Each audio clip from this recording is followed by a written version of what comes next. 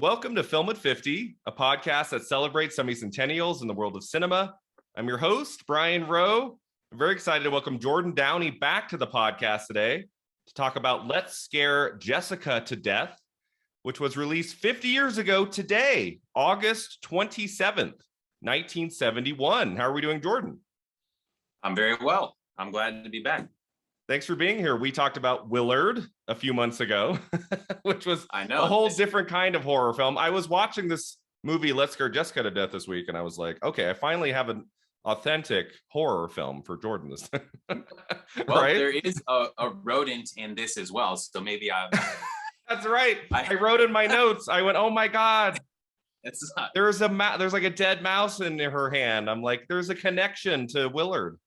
That's right. That's right. We're continuing now. Third time's the charm. I don't know what the third rodent movie is you'll pull out of your hat, but we'll definitely have to talk about the sequel to Willard, Ben, right? We'll just have to keep going. That's right. All right. So had you heard of Let's Scare Jessica to Death before, Jordan? Had this movie been in your world at all before the last few weeks? I had heard of the title, but I don't think that I knew what it was about. Mm-hmm. So yeah, I really had no idea what I was in for, but I knew that it was sort of a beloved classic in some circles. Yeah, we've talked about before, like early 70s, not a great time for horror films, like 70, 71. I was aware, as you were, of the title, but I didn't know what it was. And then someone told me recently that it was a vampire movie. And I went, oh, okay. So I wish I had not known that, because while watching the movie a few nights ago, I'm like, it's not a vampire movie until you get towards the end and you're like, oh, okay, there's a little bit of that, but it's not like, you're not watching like a Christopher Lee Dracula kind of horror movie here. Like it's very much, it feels more of like a Wes Craven kind of more like contemporary of its time, like set in the real world, real people. Like it doesn't feel like that kind of gothic horror film with vampires that we're used to at this time in film history of like the late 60s, early 70s, where it's like set in the 1700s and there's castles, and it's none of that. Like in this movie. No, not at all. I think, like you said, the Wes Craven thing is actually kind of, because Wes Craven obviously always wanted to do non-horror films. And this feels like a filmmaker who was much more interested in the psychological drama of the characters more than anything horrific. Yeah, exactly. The vampire thing, I think, really, if it wasn't described as a vampire movie at all in the synopsis or anything reading about it, I don't know that I would have even called it that or thought of it that way. No. The way that it's handled, like you said. Yeah, I don't know how you watch this and tell people, oh, there's this 70s film, this vampire movie you should check out. Like you're like when you go into this movie with that mindset, like it's not what you're going to get at all. So for our listeners who might not know what this movie's all about, as I didn't really know until a few nights ago, here's just a brief synopsis. So it's a movie about the title character Jessica, played by Zora Lampert, an actress I had not ever seen before in a movie before. I'd never seen anyone in this movie before. I don't know about you. It's always a weird experience, right, Jordan, when you watch a movie and you don't recognize anybody. That's why, like Last House on the Left, which I'll get to next year by Wes Craven, like some of these movies, they almost feel like you're watching a documentary, because you're like, oh, I don't know any of these people. So there's no one to really hang your hat on. But so Jessica moves with her husband and a friend to a farmhouse after she leaves a 6-month stay at a psychiatric facility. They find a woman, Emily, squatting at the farmhouse. They tell her that she can stay, which we'll talk about. I was like, what? Jessica starts having weird visions. She starts hearing strange voices. She learns that a woman named Abigail drowned in the nearby lake and her body was never found. Rumor has it that Abigail is a vampire roaming around the countryside. And Jessica, who throughout most of the movie thinks she's losing her mind, starts to, in the second half, believe maybe Abigail is real and out to harm her, is kind of the synopsis. Anything you want to add to that you think the listener should know about the main story? No, I think that that's all good. The thing that struck me the most about like the main story is that once you get into the movie, all of the like nervous breakdown backstory or her leaving the institution is like really, really in the background. Like you really don't, it's not really a part of the plot. No, like, they don't. There's not like a prologue scene where they show her at the institution. There are stretches of this movie where I think you kind of forget that even happened. It's just like this little bit of backstory that I think sets up this idea that I think if they were to, as we'll talk about, I think if they made this movie today, that part would be bigger, like in a new movie, like how, like, because she was there, then you as the audience member starts thinking, oh, well, maybe she's just out of her mind and she's not actually seeing anything. They play with that a little bit, but not as much as even the director could have. Exactly. And like you said, well, I'm sure we'll get into it, but I have my own questions, theories about why they didn't do that or what that might mean for, whether what's in her head or not. But, yeah, exactly. But yeah, I'd say that's a good summary. Yeah. So let's get into some trivia about this movie. So it was initially conceived by writer Lee Kalchim as a satirical horror film about a group of hippies preyed upon by a monster in a lake. That was the original idea. A satirical horror film about hippies being preyed upon by a monster in the nearby lake. And then the director came on board and they worked together. They reworked it to be more of a straightforward horror film and more realistic. So that would have been a different film. Wow. I mean, that probably would have been a more crowd pleasing, like, in a different way. Interesting. I mean, there's hardly any remnants of that besides a lake with something beneath the surface. But other than that, I guess the characters are kind of their time in a hippie sort of way, like living off the grid, and they're gonna farm, and they bathe together in the lake, and like I guess there's traces of that, but there's like a little bit left in that script, like couple paragraphs left. Yeah, we've been talking, like, this August of 2021 has been kind of like the month of terror on Film at 50. Like, oddly enough, not October. There's not a whole lot of horror titles that came out in October of 71. Like August of 71 when like at least 3 dropped. And so there's this, and they would have just dropped by now. We talked about Night of Dark Shadows and See No Evil. And all 3 of these movies, including Let's Scare Jessica to Death, are very quiet, very slow. Very, for the most part, realistic. There's some supernatural stuff in Night of Dark Shadows as well. But there is like a certain tempo to these films at this time that are very strikingly similar. I mean, there might have been crazy, gory stuff in 71, but I haven't seen it yet. Like maybe like underground movies that I just haven't been exposed to. But like if Let's Scare Jessica to Death had been this crazy movie, I mean, I would have been interested in seeing it, but it would have been very different from most of the stuff in this genre that's coming out in 71. Yeah. We hadn't gotten to the Chainsaw Massacres, Black Christmases, and like the slashers that needed to move at a faster pace. Yeah, I think you're right. I think 74. I mean, Exorcist is at the very tail end of 73, and that one, I don't really consider like on the same, in terms of pacing and like. That's a different kind of horror film than Texas Chainsaw and Black Christmas, which are more a little bit faster paced slashers kind of thing. But yeah, we're 3 years away from that kind of horror film. And I feel like if someone was making Let's Scare Jessica to Death in even 75 or 76, it would be different, right? Don't you think it'd be different if they made it even 5 years later? Yeah, because those movies changed everything. The course of pretty much set up, the 80s slasher big franchise, that stuff that was coming at the late 70s. So those movies changed everything. So maybe they came at a time when people were feeling like movies like Let's Scare Jessica to Death were a little too slow, and then these movies came in and it's that trending mentality of like once Scream opened, if you had a horror film release in like 98, 99, it like had to be in that same vein. Like if you made a horror film after Saw for a few years, it kind of had to have some of that torture porn, high gore, and if it didn't, like audiences, like wouldn't most audiences kind of push against it if it was a different kind of film than they were expecting at that time? It's so weird how that works. So, I mean, even look at Wes Craven, you look at Last House on the Left is a very different kind of movie than The Hills Have Eyes 5 years later. Like there is a ramping up of tension and pacing in even the second film he made versus Last House, which is obviously very hard to watch, but it's a pretty slow moving, almost documentary like movie. But then Hills Have Eyes, there's a lot more effects and there's a lot more explosions and crazy stuff going on. So it's always interesting. Like it's not even every 10 years. It's like every 5 years of horror, you can kind of pinpoint what's going on. And you probably could like pinpoint it down to a movie or two that really set the change of motion. But yeah, that's a good point. Yeah, all you need is a blockbuster, and then like, give me another one of those. More remakes. Okay. So the director, John Hancock is his name, right? John Hancock. I should have written the first name down.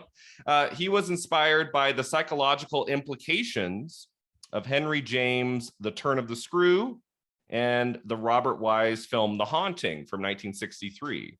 Those were kind of his two properties that he was thinking about while working on this movie. So he was not like reacting to a major horror film of the last couple years. He was kind of looking at what are two kind of scary properties that I love, and it was the 1963 movie The Haunting. Have you seen that version of The Haunting from the 60s, the black and white by Robert Wise? No, I have not it's good. I know. I know. Turner Classic Movies plays it almost every October, and if it's on, I'll just watch it. It's not extremely like, there's not a whole lot of like jump scares in it. It's psychological fear and a woman kind of similar to Let's Go Jessica to Death, of a woman thinking that there are ghosts in this house, and she doesn't, but nobody believes her, and you as the audience aren't sure if she's crazy, and it's kind of has some of that in Let's Go Jessica to Death too.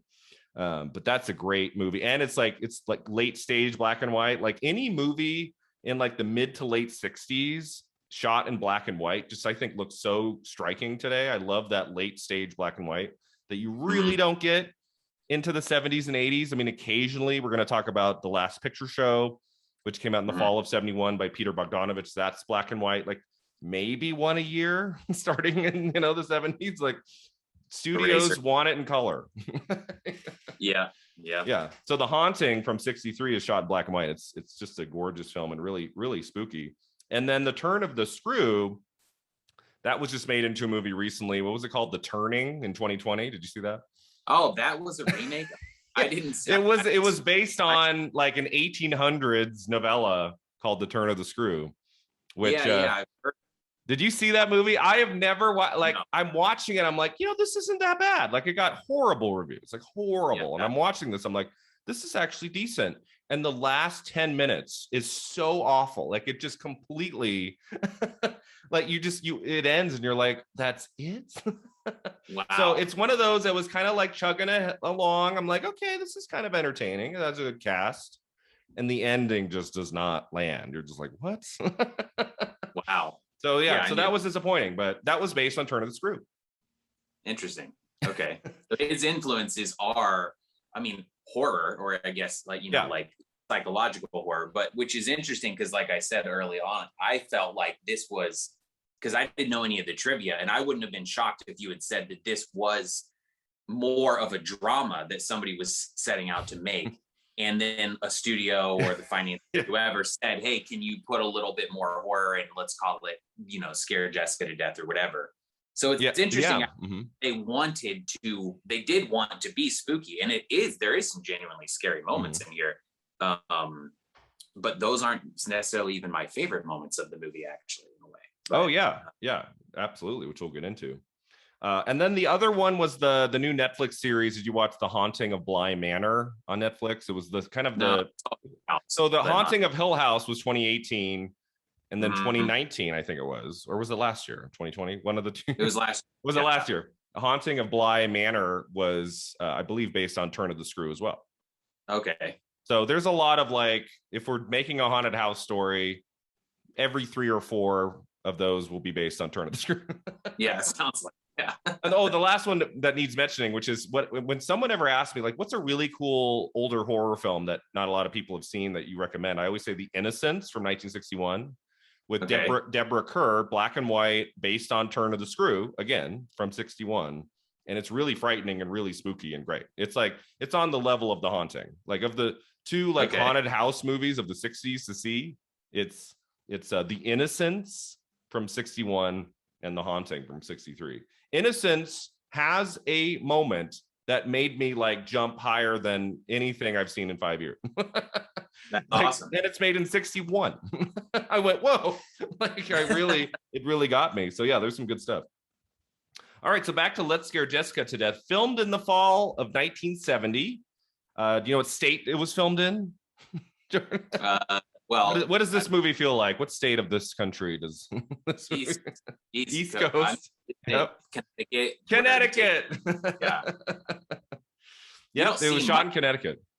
You see a river, you see the woods a little bit, you don't really see a whole lot of it. It's pretty isolated. Yeah, there's not a whole lot of locations in this. I guess they could have just found a place outside of LA. Yeah. I guess they didn't have to go that far. But the budget was less than $250,000 in 70 when they shot it. So maybe that's, I don't know, like just under $1 million now or something. So what is that maybe? like? Was that like $1 million now? $1.5 million, something like that now? I don't know. That's pretty low budget. I mean, to shoot that on film, because it doesn't actually look, even The Evil Dead, like, which was a tiny budget around that, right? The first one. Oh yeah. Which I believe was like 80. They shot Evil Dead, and that was shot, I think, on 16 millimeters. Like you can tell, like the quality of the film is really bad, but makes the movie better. Exactly, it's great for the movie style, but it definitely looks like it was shot low budget. Jessica does not look low budget. I didn't know that it actually holds up pretty well. The version I watched, I rented it on Amazon, and it looks like they had done some sort of a more recent, I don't know if it was the 4K restoration or what, but it looked pretty good. It wasn't some VHS rip that's been lost to time, like they did give it a proper transfer, it seems like. So that's interesting, that budget. Yeah, they did good for what. Yeah, the quality of the film plays a big role. I know, like Dean Cundy talking about, Halloween, which came out in 78, and that cost $350,000, and it looks great. Like, because it's like the best camera they could get, and it's just, quality film, beautifully shot. Just because you have a low budget doesn't mean the movie has to look low budget. Like the goal, right, is to make a movie that's shot for not a lot of money, but the audience is not thinking that, right? Right. There's this movie that I saw recently. I don't know if you've heard of it. It's called The Headhunter, and it was shot for like a really low budget. Yeah, but it looks spectacular. It's a film I keep telling people to check out. Forget the director's name, but it's really cool. Just check it out. Well, thank you. Yeah, tiny. That's a hilariously small budget even compared to. It was less than $250,000. It was $30,000. Yeah, it's nothing. I mean, it's a student film. That is insane. $30,000. Oh my gosh, my thesis film cost like $8,000. I know. I had to keep asking my dad for money. I'm like, Dad, I need another grant. Okay, here you go. Yep. So if I could have just tripled that and made a feature. would have been good. Yeah. All right, so let's see. So the co-producer William Badalotto, this is what he said of the director, how he would direct on the set. He said he was always responsible to our budget and was very confident with the actors. He felt close to the material as it spoke to him in some bizarre way. John actually used to take his own pulse while he was shooting, and I was completely intrigued by this. What? I don't really know what that's about. So instead of the producer, his job on set was just to watch the director doing strange things. Well, wait, that was describing. Oh, I see. That was describing. So the producer of the movie, one of them, that's how he was describing the director, Hancock, on set of Let's Scare Jessica to Death. So he felt that he was close to the material. So maybe Hancock had knew of someone who had been in a psychiatric facility or something. I don't know. Interesting. But it's a good review, though. I mean, that's not because he didn't. I'm sure you're about to get into that. He doesn't have that great of a career, from what I looked up. Yeah, so I didn't write anything down. Yeah, there wasn't. I mean, he did actually just make a movie recently, still going, but he did. Yeah, he did in 2020. I don't know what it was, but I just did a quick IMDb glance. but anyways, that seems, and there's another interesting trivia that I did notice right before hopping on, that I guess he was going to direct Jaws 2 and got fired from it. And I don't know if the Wikipedia rabbit hole you went down elaborated on that story or not, but yeah, I think Jaws 2, I think he was shooting. Like, I don't think it was like before. I think he started the movie and then they removed him from it and got the other guy. But so that thing, because I read that, but then to hear you that like he had been fired from that, but then the taking the pulse, and it sounds like that they had a good experience working on Jessica with him. So yeah, it's actually a pretty. I could see why they'd hire him for Jaws 2, actually, in a way. Like the two do seem sort of similar in the types of kind of like just the feel, in a way, like minus the shark and everything. But I can see why. I don't know. It made sense when I heard that. I wasn't like, what? Yeah, no, didn't it say like because of the water scenes in Let's Scare Jessica to Death? That's what got him Jaws too. Like, isn't that weird? Yeah, the water scenes, and like they were trying to go with more of a psychological. I don't know what like the version of Jaws 2 that he was working on, but if there was sort of like a psychological impact on Amity Island after the events of the first one that they were trying to lean into, I could see why they would go with him. To try and bring some of that into a Jaws sequel. But yeah, I pulled up his IMDb here, and there's like a couple titles that are vaguely familiar, like Bang the Drum Slowly from 73. I feel like I've heard that title before. Okay. And then in the 80s, it's mostly television. He directed some Twilight Zone of the 80s version. He directed Prancer from 89. That's a movie. I feel like I watched that at LMU. Wait, Prancer that's not Prancer, the Christmas movie, right? The reindeer Christmas one? Yeah. Isn't that the same? Is that the same one? I think I've seen that. Yeah, with Sam Elliott and Cloris Leachman from the late 80s. Like the cover is like a girl like putting her head against the reindeer, and it's like, oh. Yeah. Prancer, wow, okay. So great. From Let's Scare Jessica to Death to Prancer. With a little Twilight Zone in between. Yeah, I mean, look at this. I mean, he doesn't make a movie from 89 to 97. Oh no, that's not even a movie. So from 87 to 2000, he doesn't even make a film. And then he makes a couple in the early, and then 2020, The Girls of Summer, which is almost 50 years after. And yeah, it looks like a small film. I don't recognize the cast. I mean, hey, for any director to make a feature film, comes out, however good or bad it is, and then 50 years later has another feature film that comes out in some way. Hey, I know. That's actually pretty rare. Usually, if your career doesn't really go anywhere after 10, 20 years, you don't see a lot of those directors working again, like as a movie director. So that's kind of interesting. I would love to know the backstory of his new movie. Like, did they like try to reach him? Like, help, we need a director. I don't know. I'd be curious to know. I wonder. I mean, at that point, you just having the experience that he would have, like I wonder if it would be a director for hire situation, or if it was some passion project, or if he, his brother has a script, or just something that he's been trying to do for a while. Who knows? But that's interesting. I wonder if if that big hiatus has to do with the sting of a Jaws 2 firing, like how that all plays out in his timeline. I think when you're fired from a major movie, that gets around town, and I think it's hard to come back from that. Like the director of The Island of Dr. Moreau from 1996, I think there was a director who came on board that I just watched the Val Kilmer documentary. Have you seen that yet? It's so good. It's called Val. And read all about the Richard Stanley. It's fascinating. Yeah, and they go into Island of Dr. Moreau in the movie a little bit. And there was another director. He was working on it for weeks, and he got fired. And they brought on board John Frankenheimer, classic film director. And the director of Island of Dr. Moreau, who got fired, I don't think he made another movie. Like, I think that was it. He might have made. What? Have you heard of that war movie with Nicolas Cage, Color Out of Space? Came out like is that the director who got fired from? And was that like his first movie? Like he had made first thing since his first. I think maybe he did documentary.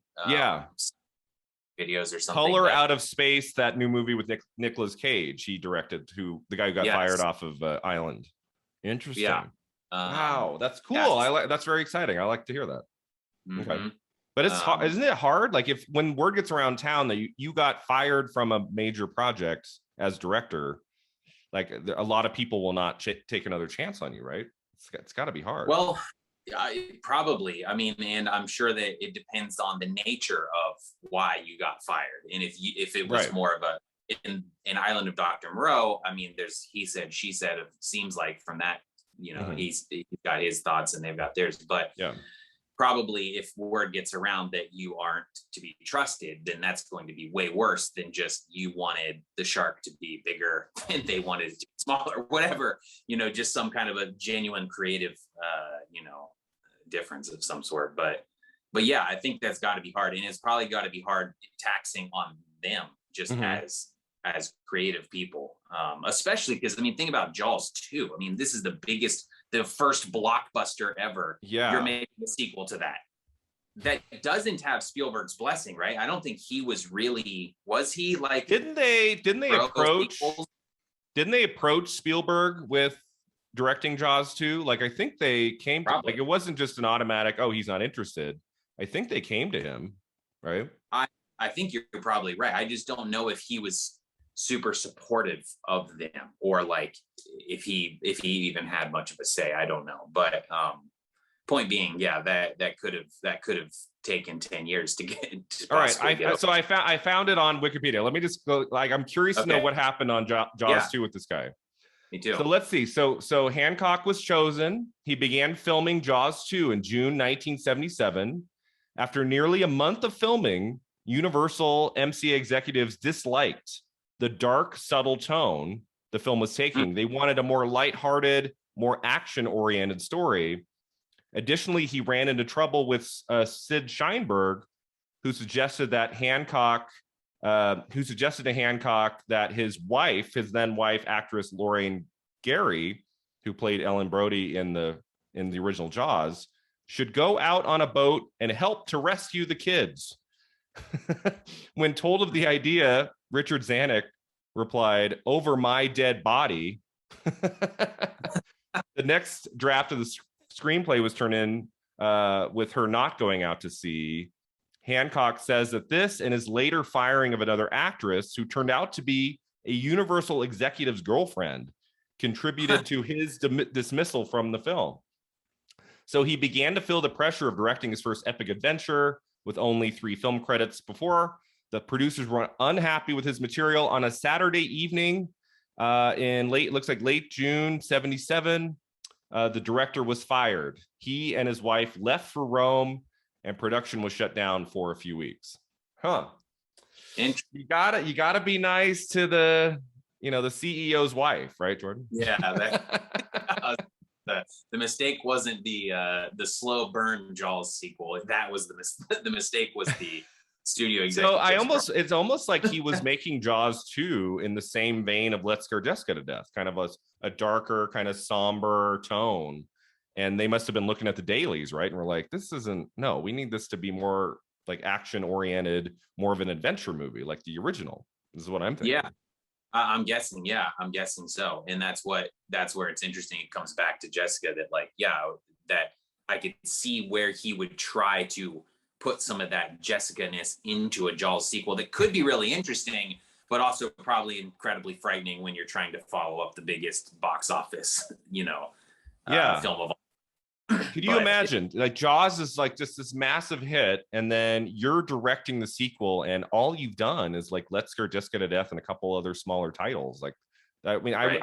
I can imagine the pressure would be really high. Yeah.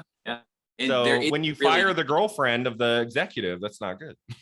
That's not good. There has to be some of his material that's made it into the movie, though. If he shot for a month, I doubt they shot for a month. So, I cannot imagine, because isn't this what happened on Superman 2, which Richard Donner had shot like the whole thing, and then they brought on the new guy and he reshot stuff? Isn't the rule like, as long as you, the director, have shot 51% or more of the movie, it's just your name? Like, they don't have to use the other guy. Isn't that how it works? I don't know what, like, if I'm sure like the DGA has some sort of it's like a DGA rule. I don't know if it's just as simple as that or if there's an arbitration involved, but yeah, I mean, so in his case, he's not the credited director on Jaws 2, but there must be stuff that they ended up using. Interesting. Huh? Yeah, it's like Back to the Future, you know, the whole story with Eric Stoltz on that movie, right? Like they shot with Eric Stoltz for I think like half or more of the movie, and then they had to go back and reshoot everything with Michael J. Fox. But I think there is a lot of material in the finished film from that initial shoot with Eric Stoltz. They just had to do the reverse on Michael J. Fox. Like if it's just on the other actor, they don't necessarily have to reshoot all of that if it works, right? Exactly. When you watch Back to the Future, you're like there could be a conversation going on, and they shot it over the course of many months, like apart from each other, which is really weird. You don't feel it. You don't feel it at all. No. So yeah, this was his first feature film. This was Hancock's first go around. This is probably his most famous movie, right? This is the one the most people know. Maybe Prancer would be up there too. Maybe, I guess, depending on who asking. I don't know. This has got to be. If you're 12, you might know Prancer more than this one. But okay, so I have a few more pieces of trivia here. The first night the film crew arrived at the farmhouse location, an eerie fog rolled into the area. They quickly made use of this by shooting exteriors of the house, and that footage is used for transitions throughout the movie. Did you notice a lot of fog scenes? Like really blue. They're they're colored really blue, and they aren't, I wouldn't say the fog is like rolling through, like moving. It sort of is like locked in a great misty shot. I think I saw that trivia when you were reading it. It made sense because I do remember those blue shots of the house, but they don't, it's kind of just more of like that house had that cool kind of like steeple, like almost like lighthouse, like room on the top of it, like a little tower.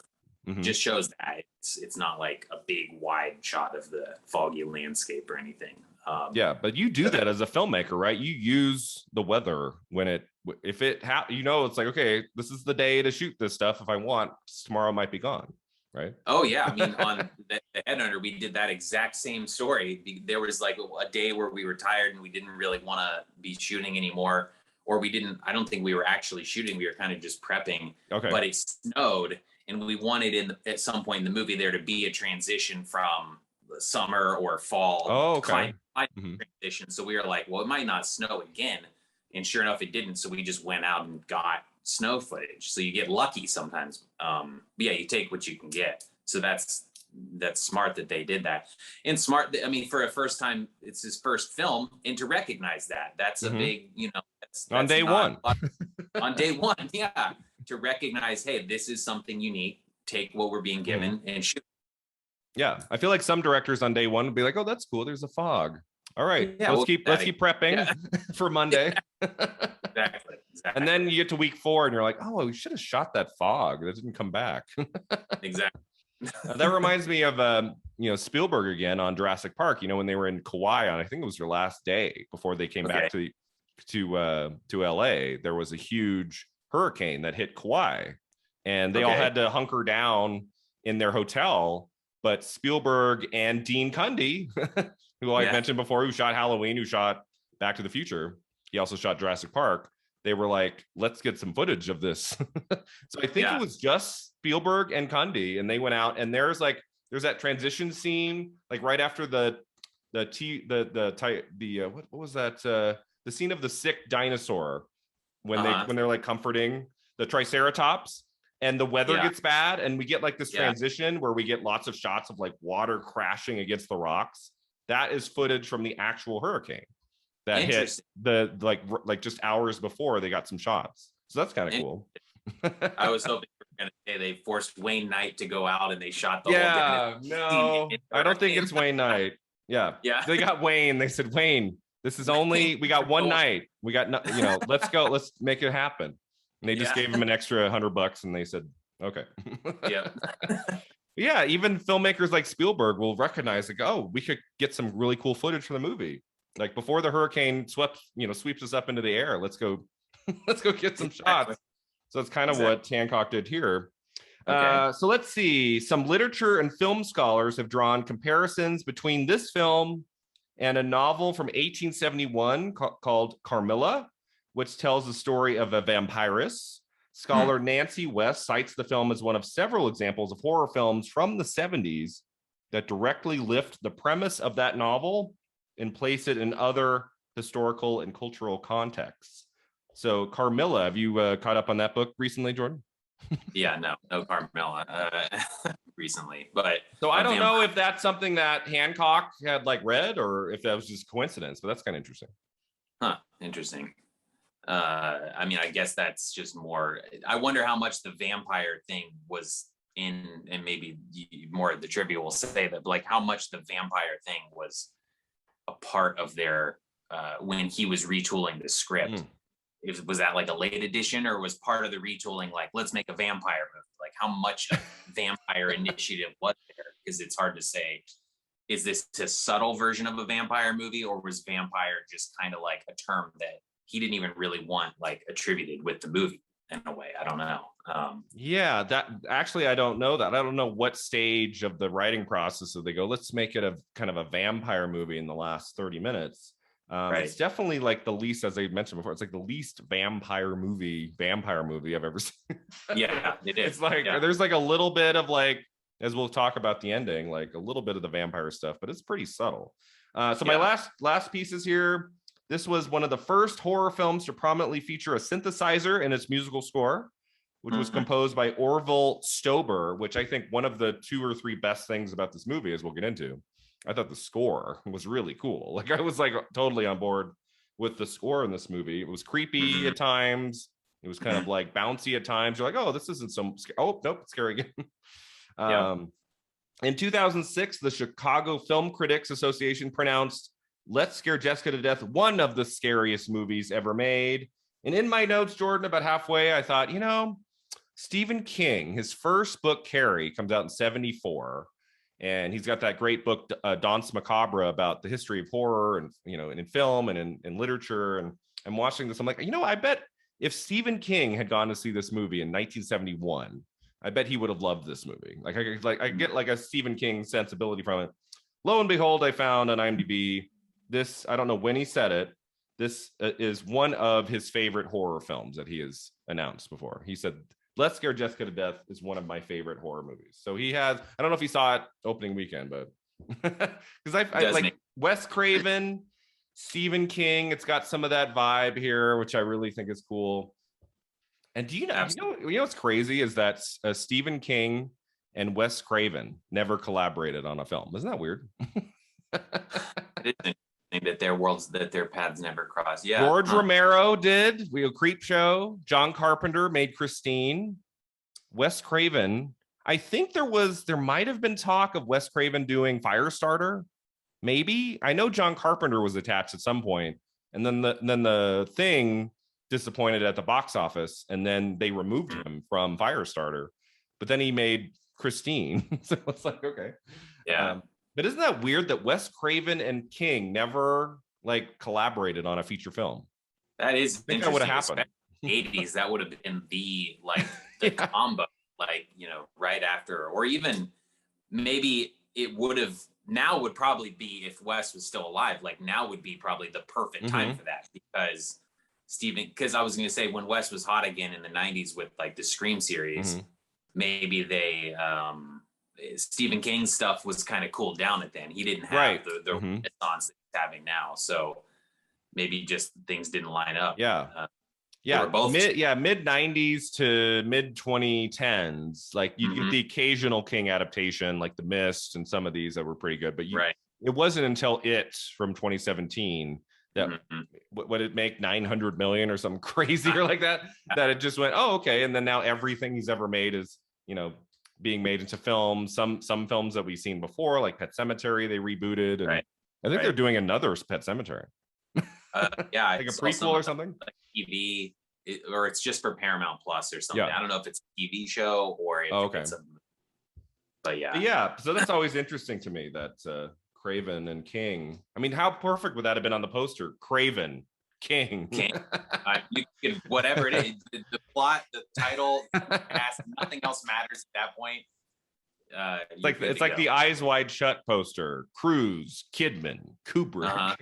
Kubrick, yeah. Alliteration, which is a big thing here at Film at 50, celebration of semi-centennials in cinema. I'm a big believer, big fan of alliteration. All right, Jordan, that takes us to Let's Scare Jessica to Death. What are our thoughts on this movie? What did we think of this overall? I enjoyed it. I mean, I watched it yesterday, which was fitting. It was Friday the 13th. Oh, there you go. I saved it just for that. I mean, compared to Willard, which was the last thing we talked about, this is stuck with me more. I know it's only been 12 to 24 hours, but it stuck with me, and it's made me think a lot more. There's a lot the surface level stuff of Jessica, I guess, was way less interesting to me than like what they were trying to say. Like I wrote down I think she repeats the exact same monologue at the end of the film that it opens on, that like beautiful sunset over the lake. And it's so good. Like, I love that I wrote it down. It just said, dreams or nightmares, madness or sanity. I don't know which is which. Like, I thought that was really profound. I really liked the subtlety, I guess, of which Jessica, of which the actress doesn't make her a crazy person at all. Like, you really sort of like take her side with things. You don't feel like she's been held captive in some insane asylum and she's getting out and she's crazy. Like, you want to believe her.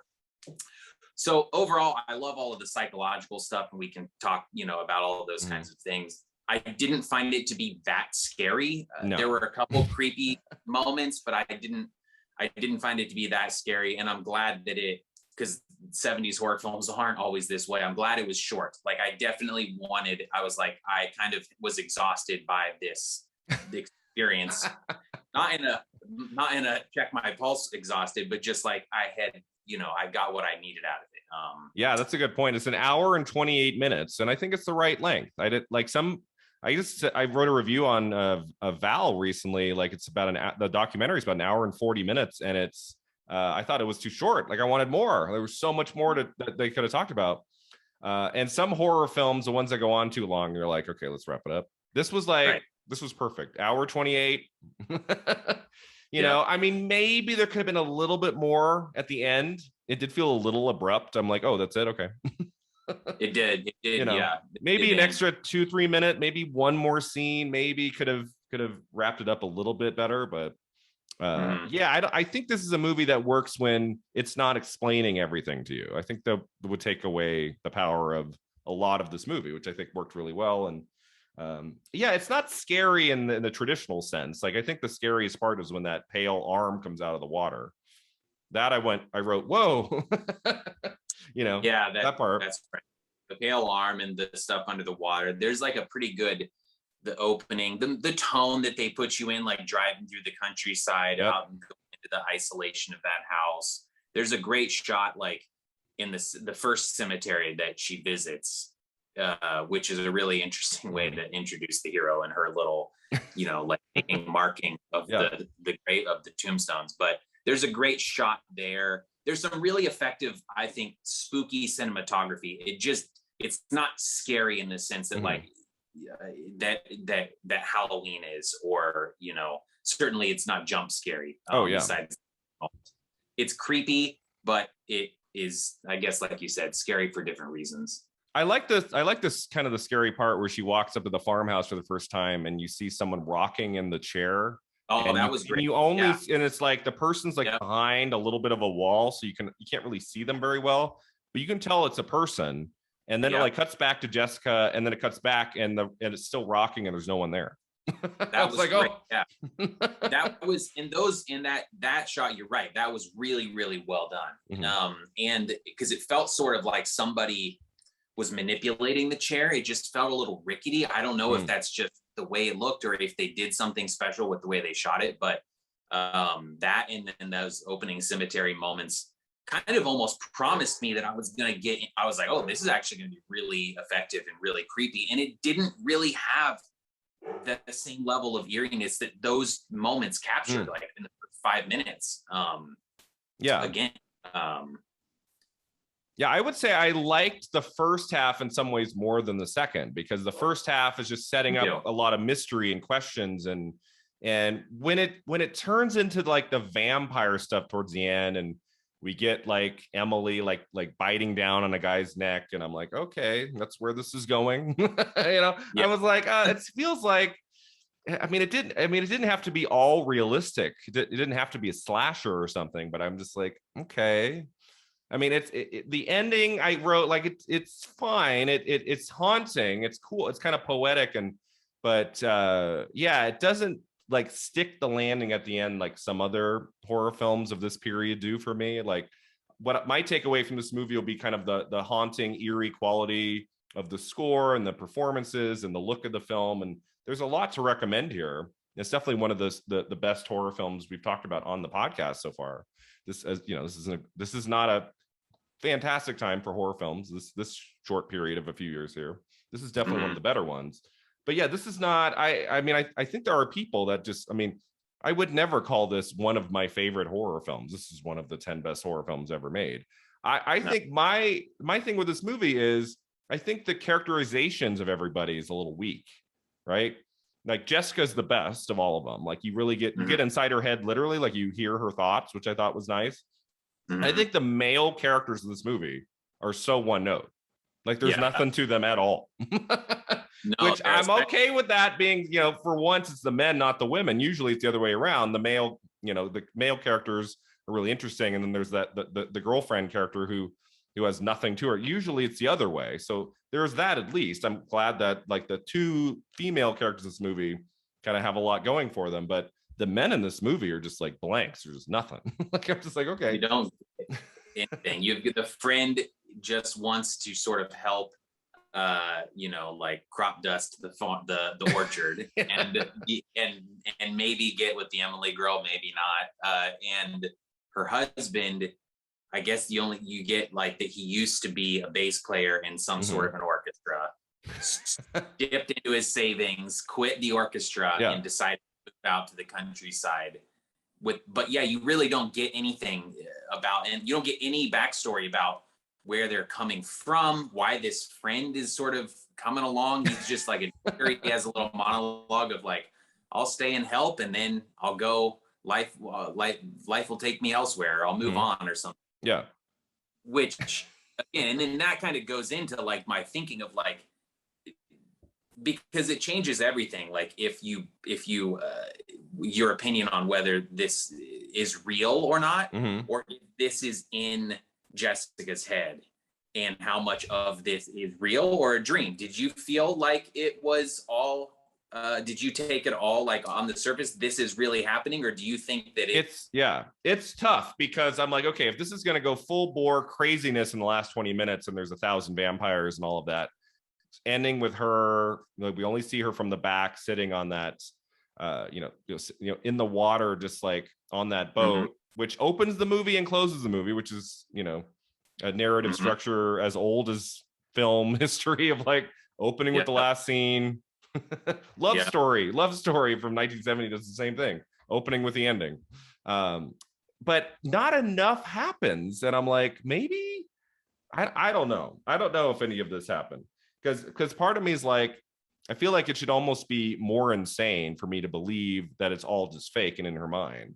Because it's almost like not in the last 10 minutes, there's only like a vague attack scene with the key vampire and then some wandering old men behind her. Like, I don't know. Do you think all of this was just in her head? I feel like what happens in the last 20 minutes isn't interesting enough for me to think, oh, well, it was all just clearly made up, because she has an overactive imagination. There should have been more going on. That's a good point. Yeah, I could see where like that. I mean, I think the things that, like, for instance, not showing them, like we were talking about a prologue, by not showing them leaving an insane asylum, maybe that was a budgetary reason because they didn't have one nearby. Or maybe it's because she didn't ever leave one in the first place. So she can't imagine that hasn't happened yet. There's something that just feels like when like you said, to open and close the movie on on the protagonist, like with her back turned to the camera in a boat with the sunset floating down the river alone. Feels so, like you said, poetic, and just like the melancholy of that feels like they want it to be more of a dream. Like it's more of a hypnotic kind of moment. Yeah. And I noticed too that the nightgown I think she's in at the very end looks very similar to what maybe a hospital gown might look like. And that struck me as a very deliberate sort of choice. I kind of, when it ended and the credits just roll over her drifting, down the river, and the vampires, quote unquote, are on the shore, my first reaction was, oh, okay, this is in her head, but maybe not in like, oh, it's Jessica dreaming. It's just more of a like, metaphorically, it's in her head. Like I think if she really was at the psychiatric facility for 6 months, I think you're expected to doubt that any of this happens. But I think she really saw a dead body on that tractor. Maybe she did. Yeah. Like the way that scene is shot of the dead, was that the husband or the friend? Like the dead guy on the tractor. I'm like, that felt so realistic. Yeah, that's right. This friend, because then the husband is in the lake at the end. But that felt, the way it was shot felt so real. I was like, oh, that's there. I don't know. And this movie doesn't strike me as more interesting if she imagined it all. That can be a thing in other films that I really like, where you're like, oh, maybe none of that happened. Maybe like this one to me isn't interesting enough for me to think, oh, that's really cool. It was all in her mind. Like, no. Okay. Right. Have a more active imagination. Give us more. Although I do think the vampire and those men, like they just, don't they just turn around at the end and just walk away? Like they're just like, okay, bye. Yeah, just standing on the shore. Yeah, exactly. And like they move away a little too easily, which makes me think, okay, maybe she is just imagining all that. So yeah, and it's probably not. I would guess if we were talking directly with the filmmakers about their intention, it's probably not as simple as like we're saying dream or not dream. I'm sure that they're interested in both sides of things, and they probably want it to be more of this middle ground. Like you don't really know, and it's just kind of more, metaphorically from Jessica's perspective, getting over this, trying to reintegrate to society, and how difficult that is, and how lonely you might feel, or isolated from, nobody who wants to believe you. Like that it's not either one. I don't think it's probably clear, because you're right. The deaths and stuff feel very real. I mean, that the tractor thing, because it's working. It's this one like kind of threw me off, because like earlier she's gonna grab an apple, and he's like, no, don't eat that because it's poisoned. Because the friend is going around spraying the pesticide or whatever on the orchard. But then she later on just runs right through it, like getting it right in her face and everything. And they didn't, I was like, oh, are they gonna like now? It just didn't seem like that went anywhere with this like pesticide in her face. But maybe that's just, again, like sort of the world saying, fuck you, Jessica. Like, oh yeah. There's a lot of little things that make you think about it, though, for better or worse. Yeah. No, and I don't even think Hancock, the director, might even be that interested in whether you as the audience member believe it happened or didn't happen. Maybe it's really just a psychological study of this woman and how she is trying, as you said, trying to, come back to reality from this place she's been. Maybe he's just interested in that. Maybe it's not so much about if you believe it happened or didn't. Because I think whether it did or not, the movie is interesting on other levels too. So, let's see. So other scenes. So, okay, let's talk about this. So they show up to this house, and there's this random woman that none of them have met before, right? That they just find squatting at the house. And their reaction is not like, oh my God. Not only do they say they're okay with it, but Jessica invites her to stay with us. Let's be friends. The friend given when Jessica says, I saw someone upstairs, and then her husband's like, me too. The friend is even like, oh, cool. And I was like, oh, cool. Like, I just moved into a house that I bought in the middle of nowhere. My reaction to somebody living in that house is not, oh, cool, let's go hang out with them. But like, yeah, is it just because she's pretty and a nice gal? Like, what's going? Like, I don't care how like friendly you are. Get out of here! I'm calling the cops. I think that's one of those things where it's kind of like, you know, you see hitchhiking in older movies, and you're like, nobody would hitchhike now. It takes a certain kind of person to hitchhike now. Yeah. And so I think that like even just that and them going to the antique store and they're like, oh, we're going to need some groceries. So gotta go sell a lamp. It's like, these are just very outdated ways of life that I think that maybe coming upon that's maybe some of the hippie stuff from the original script. That's also, you know, sort of like, maybe that's some leftovers from the hippie script. Because I think that script was written in full and then they reworked it. So maybe they were like, oh, let's save 20%. Yeah. Like sometimes you do as a novelist too. Like I've had to do that where I've had to throw out stuff, but then you're like, okay, this scene has to go, but what if I could rework this scene on page 40? What if I could somehow make this work on that part in chapter 17 and page 150? Maybe I could rework this here. Like that happens sometimes where instead of throwing out 100%, you're like, this seems really cool. Is there a way to keep it? Oh, I know what I could do here. So maybe there was some of that here. I don't know. Maybe. So not all the work is gone. Right. Yeah. Page 1. Start over. Let's see. So yeah, I like this kind of the slow, creepy pace of the first hour, and you're like, what's going on here? There's kind of like this ghostly presence. I loved everything in that attic where they see that black and white like portrait and this Abigail woman. Did you find it a little bit confusing how the actresses playing Abigail and Emily looked almost exactly the same? So at times I wasn't sure. Am I seeing Emily in the white dress coming out of the water? Is this the woman that she saw in the portrait in her attic? Like they look very similar. Yeah, that's what I was. That was a plot thing that at first it went over my head. That I was like, okay, Emily, who they are dealing with, the squatter isn't real squatter. I mean, she is a. Well, she turns out to be the vampire, right? In the last 20 minutes. Well, isn't that Emily? Yes, I mean, the one who bites the guy's neck. But Emily's in the photo. That's Emily in the photo. And that wearing the white wedding dress that they said she never got to wear because she drowned in it. So the younger version of her running around that we saw in the cemetery, was that the same character? Like I was kind of so it's just all Emily, is that right? Like the woman coming out of the water. Is that all Emily? I thought Abigail was someone else that looked like Emily. I don't know. No. I think you're right. There is an Abigail. And that's what I mean. I was like, wait a sec. This is throwing me off. So there's definitely some confusion here. There is an Abigail, but I'm not sure who Abigail was in relation to Emily. Yeah. And it probably was said by the antique shop owner because he gave the little story about why that house was kind of off limits. But I don't know. I was thrown for why. So here's what I was thinking. I'm like, okay, so Emily looks like Abigail.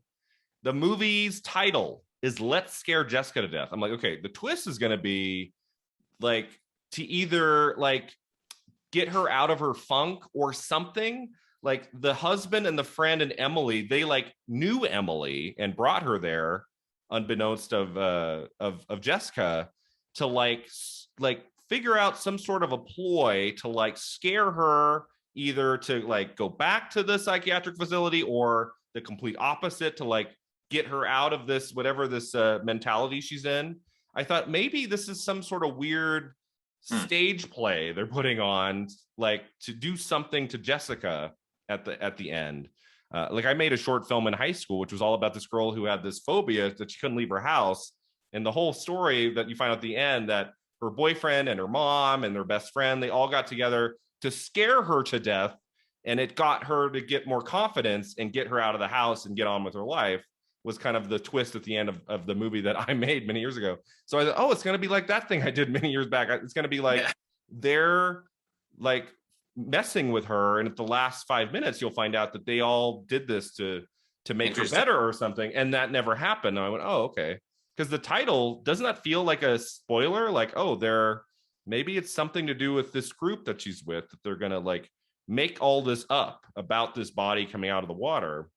I thought, oh, maybe it's like Emily trying to look like Abigail to just freak her out. And it's all, once Jessica runs away, Emily's doing this and then the husband comes out and they're like, yeah, good job.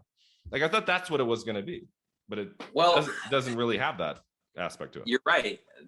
I mean, the other thing that's interesting is that the girl, so Emily, we know, is wearing the camouflage jacket. She's the swatter, and she comes out of the lake in the end. It's definitely the same actress. She's definitely the one photograph. But there's this other younger girl, and maybe that is supposed to be a younger version of Emily. And maybe Abigail. Oh, you know what it could be? Emily might just be her present day name, but actually it's just it's Abigail that's an old soul or whatever. But the interesting thing was that the younger version of her, when they meet with the husband, she can't talk. She's mute. And so I was like, did the local vampire old guys that work the convenience store cut her vocal cords or something so that she can't tell the vampire lore around town? I'm sure the answers are there, but clearly, if we're struggling for this, it needs to be a little clearer. Yeah, I mean, part of it is I don't know any of these actors. Like, if this was a cast of people I recognize, then maybe I could have, worked my way through this a little better. I mean, how many movies do you see, Jordan, where nobody in the movie? Not even like a character actor and a supporting. Like, usually you recognize someone in a movie. Pretty rare. Like, even the lead of this movie, I didn't look at her filmography. I don't know if she went on to do a whole lot after this, but I thought she was pretty good. I think the main actress was solid. Like, she has a kind of an angelic face, and I thought she brought some charisma to this. I think, as I said, the men in it are just interchangeable. I think the woman who played Emily was solid, and she's kind of got an ominous quality to her. And let's put on a seance. She don't they put on a seance at some point early in the movie, and you're like, something's not quite right with this woman. I wrote that down because one of the things I liked about Jessica was that she was so she has a connection with the dead, right out of the gate, going to the cemetery and sort of wanting, because she even, I mean, for people who are listening, they can't see our hand gesture. She takes this, I forget what the paper is called that used to have in art class where you could rub over a texture and it will put the texture on the paper. She does that over these tombstones. And there's even one that says in memory of, and the name didn't come through. And so she sort of is talking about this person that has been buried out there that nobody knows who it is, just sort of being lost to time.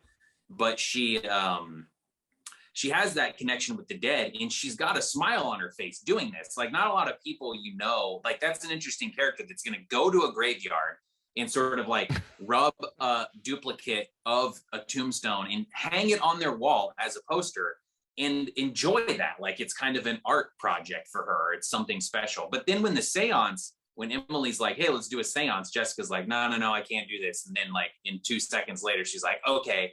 And then she has a smile on her face while she's saying if you're here, spirits, please come, show us a message. And there was just something kind of oddly heartwarming about it, because it just feels like that after her experience in the asylum, that she's just trying so hard to be positive, but ultimately just totally loses to the world and the people around her. But so I thought I did like you said, the male characters were pretty forgettable. Emily, that actress, did a good job, but Jessica, they did do a good job, I think, with that character. Some of these things that I'm talking about. I really liked that it wasn't just a frightened performance for 90 minutes. It wasn't just her eyes open wide, oh my God, and running to her husband. Oh my God, you won't believe it. She has this quality of being scared in the moment, but letting things kind of subside. And this is in the last 30-40 minutes, she's getting in bed with her husband and they're having some fun. And I'm like, okay, so she's not too concerned about the 6 sightings she's had so far of these strange phenomena around her. I'm like, okay, I like that. It wasn't just her going out of her mind for 90 minutes. That would have been too much, I think, and it would have been too cliche. And I like that she's has a little bit more agency in the movie than that. So, and she fights back at the end. She's not just like, oh, help me, which is what we talked about on the See No Evil episode, the last week's episode with the film with Mia Farrow, where she plays a blind woman. And she has some agency here and there, but towards the end, she's just like, help. There's a scene of her just running through the woods screaming, help me. I'm like, really? And what's really weird, Jordan, so 3 weeks in a row, I've got Night of Dark Shadows, See No Evil, Let's Scare Jessica to Death. All 3 movies open with the main character arriving at a house of some kind that's not their own. And all 3 movies at some point have characters running through the woods screaming. There's more than just those 3. I'm like, I'm seeing a connection between these films here. When we get to some non-genre films next month, maybe there'll be a change of pace a little bit there. But yeah, so I mean, really, really interesting stylistically. What do you think John Hancock brought to this? This is his first feature film. I guess he'd made a short before this. This was his first time at bat for a feature. What did he bring to this movie that maybe another director might not have? Like, how did his voice come through here in any way? I think, there are a few really nice shots in it. Like you said, that rocking chair, that sunset sort of shot and some of the stuff. But I think probably like what's even more difficult to have done that he did a good job of, like keeping you on your toes about like who's seeing and hearing what elements that Jessica is experiencing. And that because you never knew like, oh, this person that crosses the frame, or that's like, there's a shadow up in the attic, like, is this in Jessica's head? But then you'd have one of the other characters say, oh, I saw it too. And I was like, oh, that's actually really rewarding to know that they are on her side for some things, but then other things, not so much. So that was, I think that was done really well. Like the timing of knowing when to have a Jessica only experience and then a shared experience. And I also thought that it was well done that Jessica, we open on an inner monologue on voiceover, and then we hear it like in the cemetery, and she's telling in her head that only she hears, and it's her own voice saying, don't tell them, they'll never believe you, that kind of stuff. But then later on, we start to hear Emily's voice in Jessica's head. So there's this other connection, telepathic or whatnot. And I think, correct me if I'm wrong, Emily's the only other voice that goes into Jessica's head, right? Well, we hear a lot. Don't we hear a lot of Jessica? We do, yeah. Which is, I don't know what that is. Who knows? Is that coming from outside, or is that her mind? I don't know. Yeah, you're right. There's a great shot of like a baby portrait on the wall, and you hear like a voice. But anyways, I think that stuff was done well. Like I thought he did a good job with like just that playing with.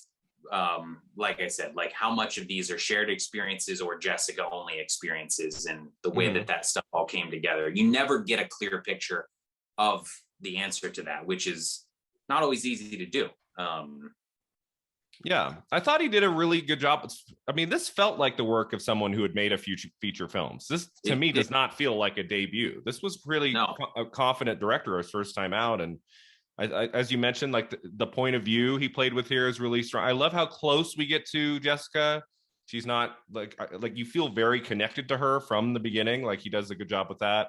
And of the few horror films I've looked at for the podcast, this is definitely the most contemporary feeling. Like this is the one does not feel like this would have been made in 66. It feels like not late 70s, but it feels like we're pushing the genre forward a little bit, at least into like Last House on the Left and some of these other films that are not just gothic castle movies, right? But like set in the year that it's shot and still playing with some supernatural elements, but doing it in a kind of a new way that we haven't seen before. I mean, this is around the time of like all the Christopher Lee vampire movies and the Hammer stuff and British horror films that are always like, which can be fun, which I like those too in a different way. But I prefer this style of horror going all the way to now, movies like Hereditary, where you're with a group of people and you really get to know a family or, you know, whoever it may be. And once you get to know the characters, then the horror develops and you're like, oh shit, what's going to happen next? those are the horror films I gravitate to more than any other. So even though I wasn't wowed by Let's Go Jessica to Death, what he's doing here, I was like really intrigued, and I was happy to see him playing with some of these ideas in a 1971 horror film, kind of pushing the genre forward into what we would get into the 70s, which is still probably my favorite decade of horror films, even though I love horror films of the 80s. And it's a whole different style of horror films. And there's more of them, right? I think like when you like 1970, 1971, there's very few horror films. 1980, 1981, following the success of Halloween. I mean, was there just one every day that came? Probably. Every holiday. Make it a horror film. April Fool's Day. It does, there has been that. But they Thanksgiving, make Thanksgiving a holiday. Someone's probably done that, right, Jordan? That one's been done. I think that one's been done. You made it twice. Yeah. 2 of them. But yeah, you're right. He did. It does feel very contemporary. It does feel well made. Yes, there's some of those like 70s sort of zoom lens shots and some of that aesthetic that you see, especially in that decade. But it doesn't feel dated. It doesn't feel low budget. It doesn't feel like in fact, actually, it's like pretty relevant. Like just like some of the themes and stuff with just gaslighting for women. Mm-hmm. It's very much present in this movie. And it feels very much, if you did a glossy remake of this, that thematically not a lot would have to change to update it for 2021. Mm-hmm. It's actually still very relevant as far as like what it actually would translate really well to a remake. In that sense. Yeah, it's a great title for a remake. I tried looking into it. Maybe it's at the bottom of the Wikipedia page. If you look up on IMDb, if you type in Let's Go Jessica to Death, it says this movie, and then underneath it says Let's Go Jessica to Death, parentheses, in development. Oh, so I'm like, so that's probably, there's someone somewhere developing, maybe making this now. Interesting. I didn't see it at the bottom of the Wikipedia page that anyone was like, sometimes they do that, right? They'll announce like in 2017, like announcement, there's someone attached to remake Let's Go Jessica to Death, and then 4 years go by, nothing has come of it. I mean, that might be the case here. But as you say, it's absolutely, this is, I mean, maybe not the top, but like of the many films I've looked at for the podcast, this one feels like you could make this now and make it really scary, which we'll talk about in a minute with my last question about the movie. But before we get to the last question, anything else you wanted to say about the performances or any other scenes in the movie we have not talked about? Have we kind of talked about the major scenes? Yeah. To just like discuss is like the nature of the vampires. Now we both said it's not really a super vampire movie. It's not gothic. Really, the only thing vampire is that they supposedly suck blood from a bite on the throat, and she has sharp nails at one point. But they throw in this whole other thing, which I've never seen in another vampire movie, where Emily cuts people she cuts people on their face and then sucks the blood from the wound. But like all the people in town have been cut up and they have these scars. So I'm like, what? But they're not all on the throat. They're on different parts of the body. That was like going over my head. So is she cutting people and then sucking the blood out, or what is with the scarring knife stuff? Yeah, I just read that as she doesn't have sharp enough teeth. I don't know. Doesn't Jessica go to town? Isn't there a part of the movie where she's going to leave? Isn't she leaving and then she goes to that little, was it like a grocery store, or it's like a little main street in town, and all of a sudden don't you see this, some of the same men we've been introduced to before, but they like turn in a way where you see like this scar either on their neck or on their cheek even. It's not always like where you would see vampire fangs. Like sideburn, And these are the old men that we see kind of wandering with the main vampire at the end towards the lake where Jessica is out in the boat. Like we see those men again. It's like, they're walking towards the next human victim of some kind. But yeah, it felt very like Planet of the Apes, kind of weird, odd, like that ending of the sequel where like they take their faces off and it's like, okay, so these guys have scars. So are they vampires too? That was not very clear to me. I know that's like it shows Emily cut off the head of the mole with this knife. Yeah. Which was disgusting. I think they might have used a real mouse or mole for that. That looked kind of right. We have to talk about the mouse. Jessica holds the mouse, right? Yeah, Jessica finds this mouse, bloody mouse, and then Emily takes the cap off of its little like candy jar that it's living in and stabs it, which doesn't seem related to her. That just seems mean, rather than like it related to like she's gonna suck the blood out of this mouse or something. But But then Jessica finds the dead mouse and is like, once again, like, am I going crazy? Who's beheading my mouse? But I forget who Emily does this to, but she has the knife, and I think it's maybe the friend or somebody else. We see her actually cutting like somebody's cheek or their throat or something.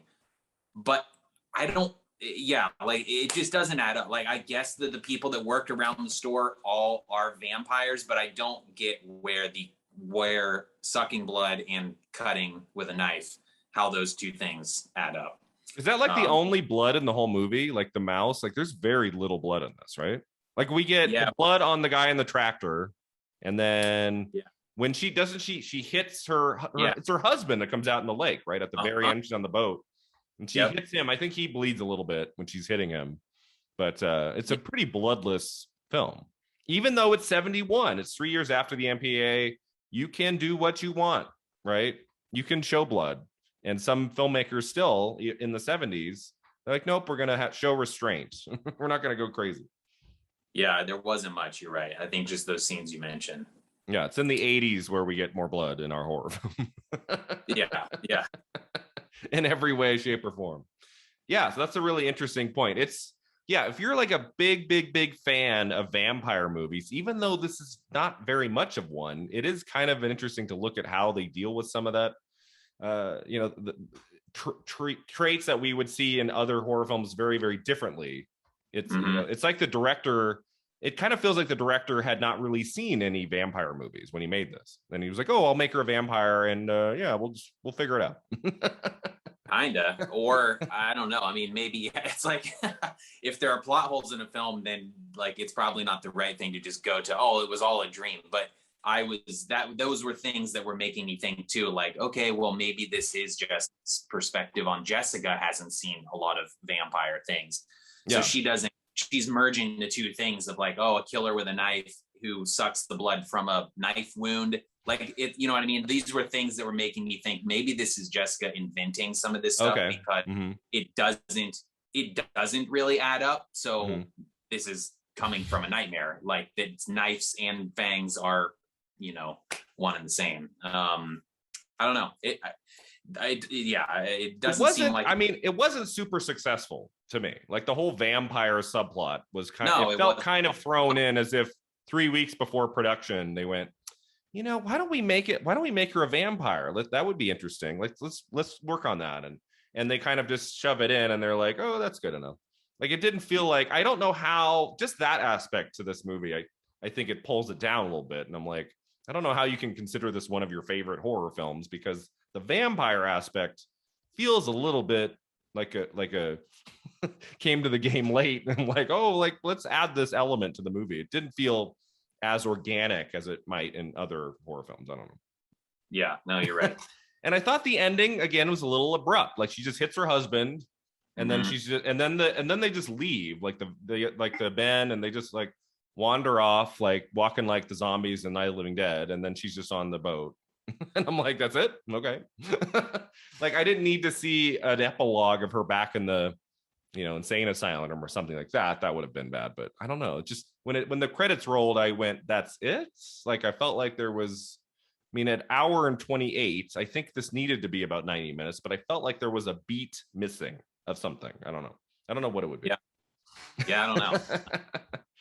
There was a little something with the guy who brought them over on the whatever those boats are called, where a car can drive onto the boat, like and he had the scar as well. So it wasn't just isolated to this island. There were also sort of people on So who knows? But yeah, you're right. It does just end there. It's not going to give you any clue about what the future for Jessica, holds at all. You have no idea. But again, I would definitely recommend you see it if you like horror films. Like just earlier this year, I watched a British horror film called The House That Dripped Blood, and it's a lot of fun, but it feels like a movie that could have been made in 1962. Like it doesn't feel like a 70s horror film. This feels like a movie I would comfortably put into that 70s horror movie kind of feel. Like this is definitely one of them, one of the first we've seen in the decade so far. So if you're a fan of horror, you haven't seen this one, it's definitely worth a look. It's not going to be on my list of my 10 favorite 70s horror movies by any means, but it's definitely worth a look. So my last question, Jordan, about the movie, if they made it in 2021.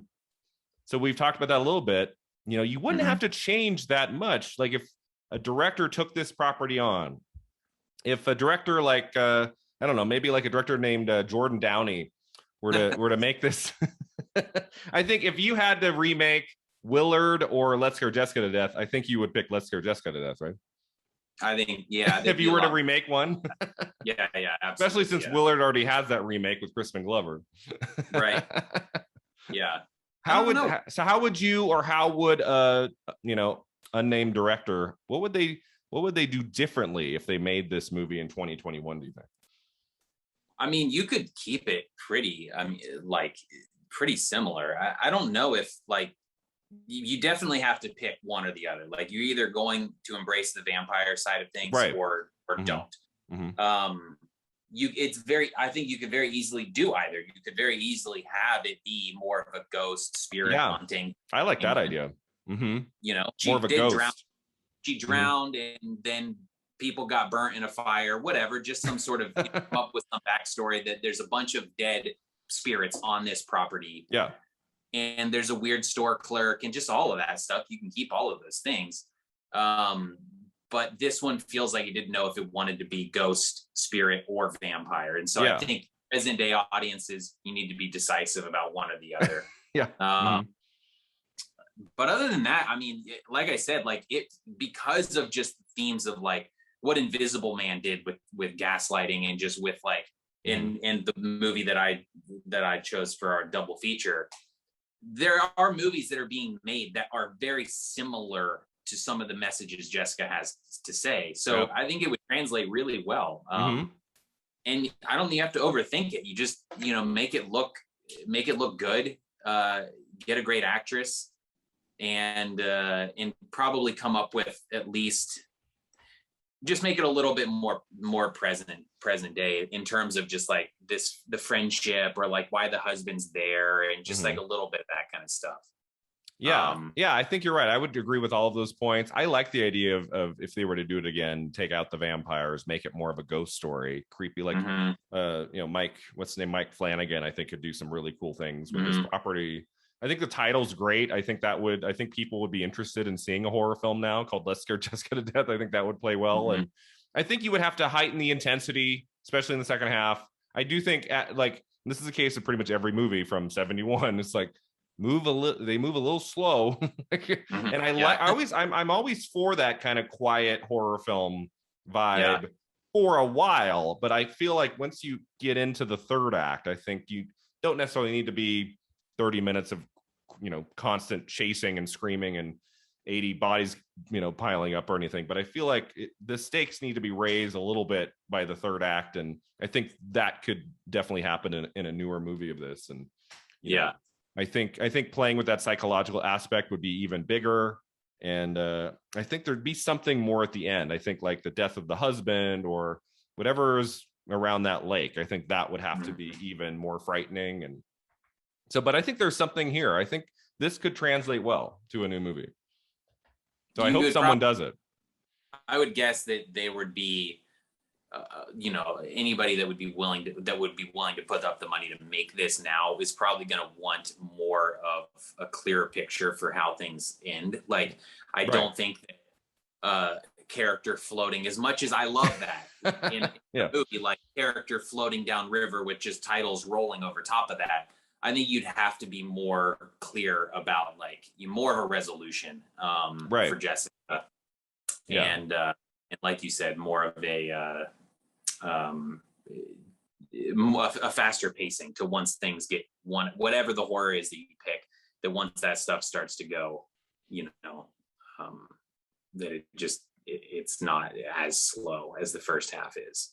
I do feel like a modern day director might want to start the movie like at the psychiatric facility. Do you think that would you recommend that or not? Do you think like, do we need that in a modern day version of this? Like we need to see her there, or can it just be they pick her up? Like, I don't know. I like that. I mean, it depends on what you want your ending to be. That would be my first thought of where, is depending on where you want to end. But I like the idea of maybe you just go a little closer to the institution in terms of like they're picking her up at the parking lot. But like, I do think that like that proximity of like, oh, she just got out. Because in the movie, the 71 version, I think they say she got out a couple weeks ago. Right. But it would be interesting to literally opening scene is they're in the parking lot. She comes out. And she's coming out. And she's even got like tags on her property. She's just been given her stuff back, almost like being released from prison or something. Like that proximity of getting out to now here's your life back would be really interesting to explore rather than 2 weeks off. Right. Yeah. And have this sense that she's been through this horrific experience, but today is day one. Today she's going to get better.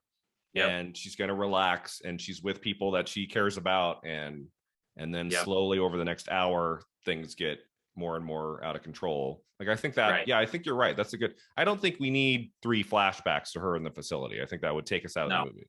I don't think we need that. Right. Exactly. I mean, I was intrigued. I kind of wanted to know, like, in some way, see her there. I wanted to see like what was like her state of mind.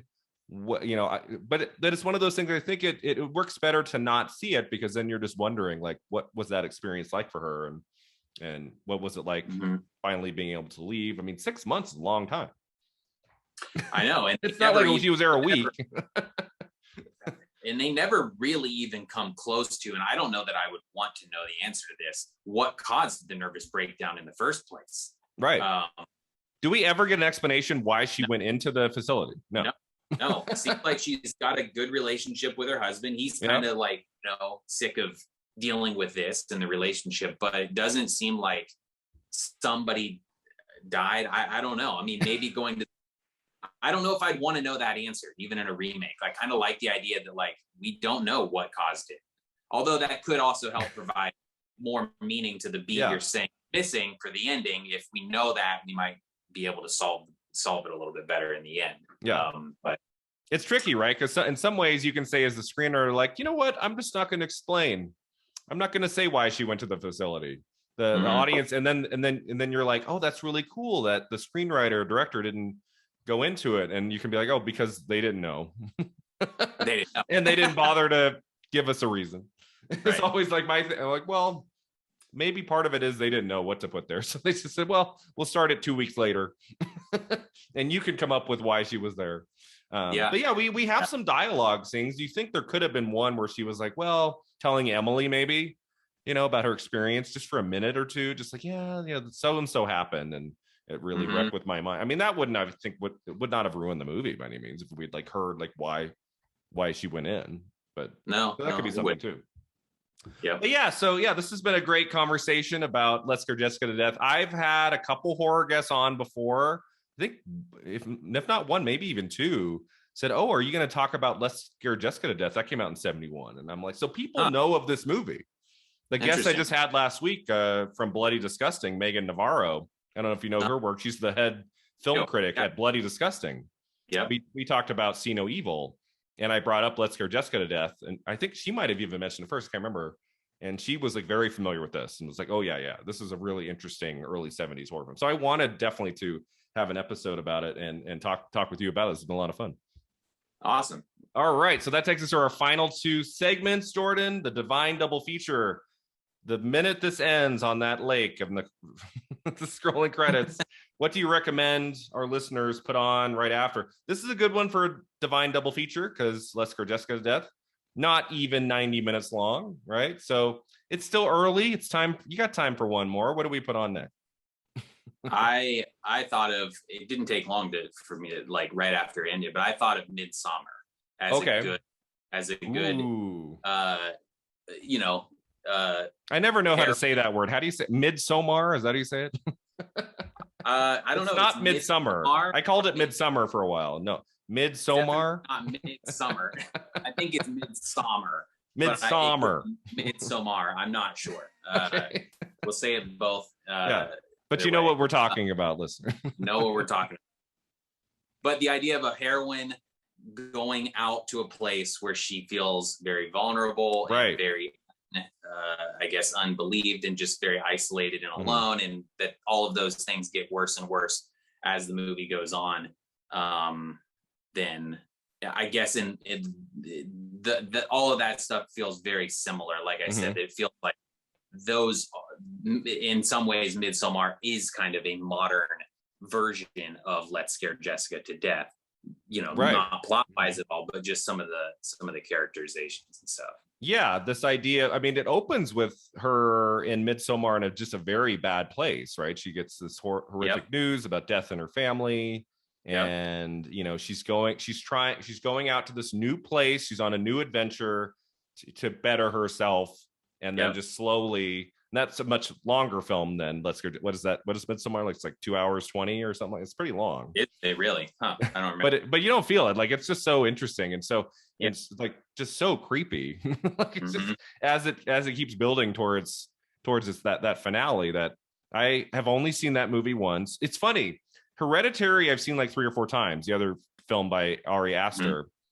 Hereditary is a movie I can watch more than once. There's something about it that I'm pulled in. Midsommar, it was almost so like the dread is so insanely well done and throughout Midsommar, and that last scene is so disturbing with the fire and everything that I have not really wanted to revisit. Now, doesn't he have a director's cut of some kind that came out on Blu-ray? Like there's a different cut of the movie. I think there's one. No, I don't know. I think there's a Blu-ray release that's like a director's cut. I think it's longer. I think it's longer than the theatrical one I saw. So I might get around to watching that. But it's a great movie that I have not really had a desire to watch again. Yeah, I don't. I think when I left the theater, I sort of compared it to like Enter the Void, in the sense that, like, awesome experience and like really disturbing and highly effective, but probably a movie I won't be revisiting that over the years. Like the guy, jumping over the cliff, dropping off the cliff, and then, but was it the guy or the girl who's not all the way dead, and they had to like go like? It was an old man. Was it the guy? He's like almost dead, but not quite. And then I will never forget that image of those two men, like kind of like looking at each other, and they're smiling until the fire starts nipping at their backs and they start screaming. That was like the most horrifying scene in a movie I've seen in 5 years. Like I was like, nope, this is too much. And then Florence Pugh just smiling at the end. I mean, I'm just like, man, this Ari Aster, where did this guy come from? This guy's too much. He's shooting a film right now with Joaquin Phoenix. Wow. It's got a weird title. I think it's called Disappointment Boulevard or something. It's got like a weird title, but I believe it's coming. I don't think it's a horror film. Don't quote me on that. I don't. It might have horror elements. I don't think so. I don't think it's like a Hereditary. I think it's something. I think it's more of a drama, but we'll see. But I think that's coming in 2022, so that'll be exciting to see what he does next. I'd love to see him do something non-horror. So. Oh yeah, for sure. Cool. I think that's a director. His sensibility. I think I would love to see what he would do with a genre piece and just like explore. I don't know if I'd see a Will Ferrell comedy directed by Ari Aster, but I think like a psychological drama of some kind. I think he would do very well. He'd do great because all of the characters are great. They're all like dealing with serious dark, disturbing things in their life. They're basically like the horror side of stuff is secondary to sort of what he does, like for with the people and with the conditions that they're going through and stuff. So I think he'd do great with any of that other genre. Yeah, and just the fact that he made just two such strong movies that, I mean, of the last 3-4 years, like two of the movies I think about the most are Hereditary and Midsomar, and the fact that it's made by the same guy and they came out within a year of each other. I'm like, what? How did that happen? Like, yeah, was Midsomar, like, was that a script he had written years prior and had it ready to go, and then when Hereditary was catching on, like, did he just like say, okay, let's make this one now? Like, I don't know if it was like, usually you have 2 or 3 year gaps between films as a director. I could be wrong on this, but I thought, because I had that same question, and someone told me that it was more Hereditary did really well, and that somebody came to him with a request for some sort of a like weird sort of Wicker Man festival type of like daily horror film, and then he wrote it based directly for the financier or whoever. I don't know if gotcha. Or just said, hey, give us this. But that's what I had, because I thought the same thing. I was like, oh, he must have had this script around that now gets to get made because Hereditary did well. But I think it was actually like a request, like a interesting, because Hereditary didn't open wide until June of 2018, and then Midsommar opened wide in June of 2019. So was he like shooting in like the fall of 2018? Well, I mean, Hereditary probably, I don't know which, because like he was coming out of nowhere, and that movie, I'm sure that it had like a big festival premiere. So probably before, for a movie like that, once it's probably been done for a long time before you or I get access to watching it in a theater. Like 6 months or more. Yeah, exactly. It could even be more than a year that it's been done. So he very easily could be shooting something else. The timeline for him is not as compressed as it is for that's a good point. So like that movie might have even been hitting the festivals as early as 2017. Maybe he might have shot it in like early 2017, late 2016 or something. So it's not like he's just going 2 weeks later to the set of it is longer. You're right. But yeah, it's unlike Damien Chazelle, who for many years was trying to make La La Land and nobody would let him do it. And then so he did Whiplash, and that's what got him the ability. I think he had been trying to make La La Land since like 2010, 2011. Like he had meetings and nobody would, and then they said, you need to make something else to prove yourself. And I think he couldn't even get Whiplash off the ground. He had to take a scene from the script, make it as a short film, which J.K. Simmons is in, and that played Sundance 2013. The short allowed him to make the feature. That took off, and then he got to make La La Land. So that's sometimes how it works, right? Yeah. if you have a project you really want to get off the ground and no one will take it on, sometimes you have to make a different film to show what you're made of and all of that. All right, I went with The Invisible Man from 2020. Oh, that's which you mentioned before. You know, another story of great female lead. That kind of that paranoia aspect is big in that, because she knows that her husband is out to get her, but nobody believes her because she can't see him. So it's got that same paranoia aspect to it. And there's not a lake. I was trying to think, I was like, is there a horror film in the last 10-15 years that's got a female protagonist that's somehow set around like a lake?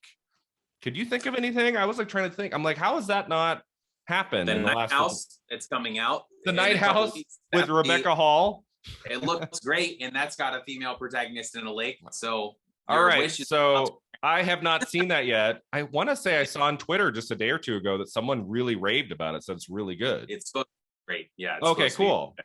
Yeah. So neither one of us has seen it, but another double feature idea for this movie could be The Night House, which this episode is dropping August 27th. Night House will be out, so maybe you could watch Let's Scare Jessica to Death and then go to the theater, or maybe it'll be available at home in September. I don't know, but yeah, The Invisible Man. People kind of like look at me strangely when I say my pick for the best film of 2020 for me was The Invisible Man. That's the movie I thought hit on all cylinders and took an old property, didn't just dust it off, really made it intense and scary and contemporary in a way that very few remakes ever have. Like, I just thought they took that idea that we saw in the 1933 film by James Whale and like update it in a way that was really fresh and really cool. And Lee Winnell, who wrote Saw, wrote and directed the remake, he's just one of the best. And Elizabeth Moss, I thought, was deserving of an Oscar nomination. I thought she was phenomenal in this movie, and it had some same qualities from Jessica to Death. And there's not a lake in it, but there's water plays a significant role in The Invisible Man, so there is that. There's a coastal property, yes. Yeah. But was that? I think did we talk about it last time? Was that the last movie you saw in a theater before COVID hit? Was no, Invisible Man?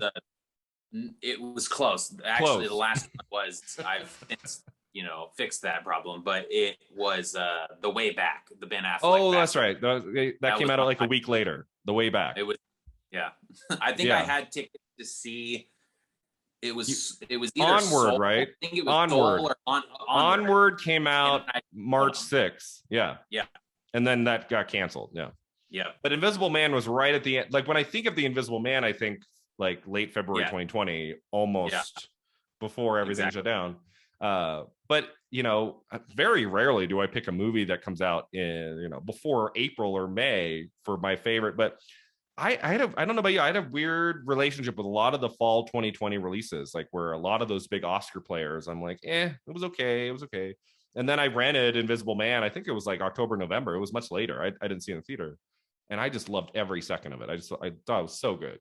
And so if you're a horror fan, if you have not seen the new Invisible Man, because the title might put you off, maybe you're like, oh, like trust me, just go with it. It's great.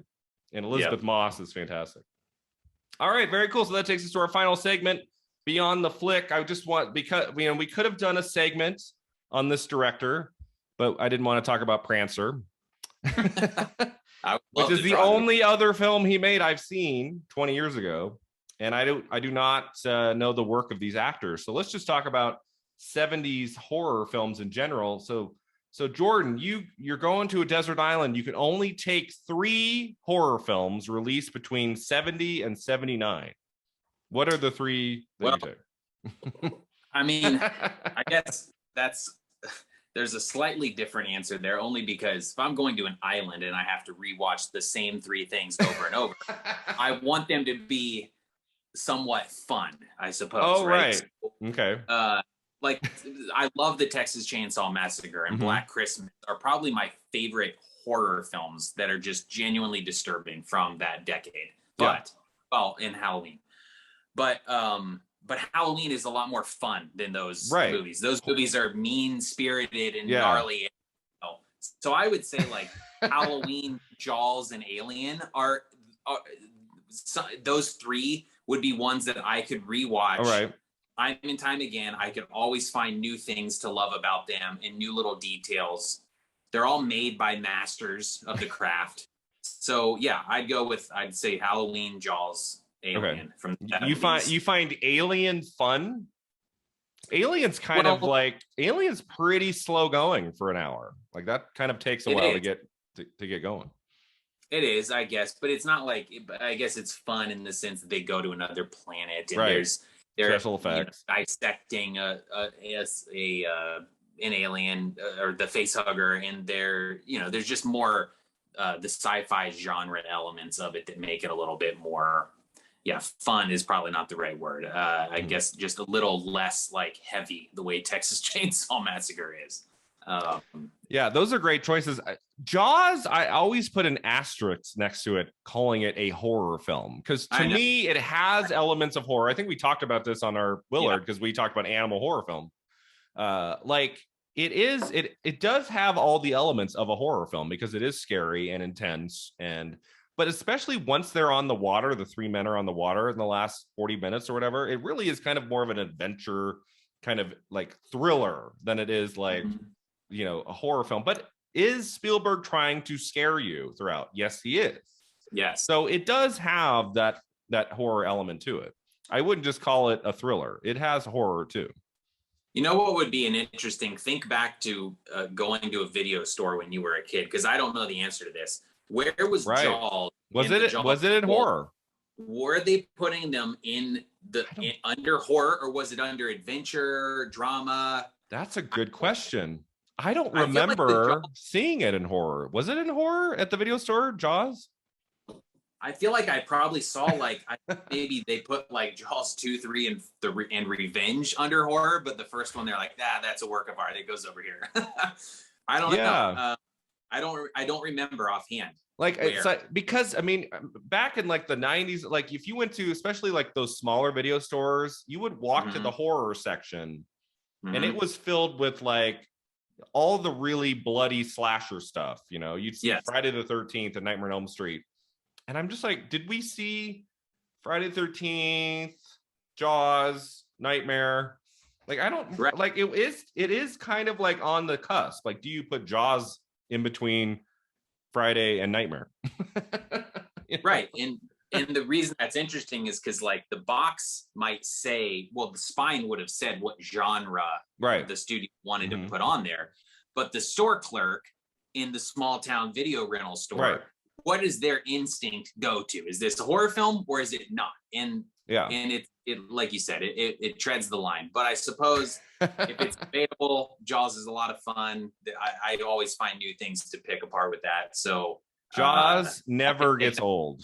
I did a Spielberg rewatch in 2020. That was a great way to get through the pandemic. Those first few months was I was just watching old Spielberg movies again, and there were like three or four of his films I'd never seen before. I finally saw his 1972 TV horror film, Something Evil.